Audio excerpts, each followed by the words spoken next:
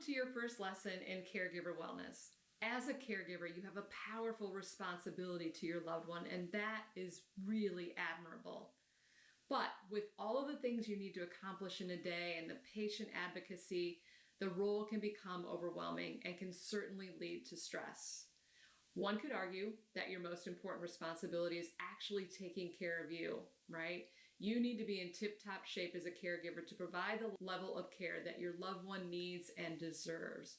So not taking care of yourself physically and mentally is not an option. You absolutely need to take care of yourself and keep your stress level down. Now, there are some associated risks for a higher increased level of stress, in particular with caregivers. And some of those risks are depression. Over 70% of you report some sort of depression. There's higher rates of anxiety, higher rates of stroke, heart disease, heart attacks, obesity, cancer, greater use of alcohol and drugs. There's a tendency for caregivers to have weakened immune systems. Chronic sleep problems, nutritional problems tend to creep up with caregivers.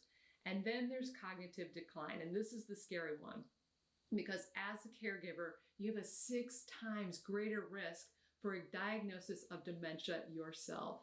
And that's really scary. So we really need to work to keep your stress level down and your overall well-being up. So I asked you to take the stress test before doing this lesson. And if you haven't done it yet, go ahead and download it and go through it and see where you are right now. And for those of you that did do it, how did you fare, right? I mean, was the number lower than you anticipated or was it higher? Now, it doesn't really matter, because throughout Caregiver Wellness, we're going to work to get your stress level down. So that being said, we're going to kick it off with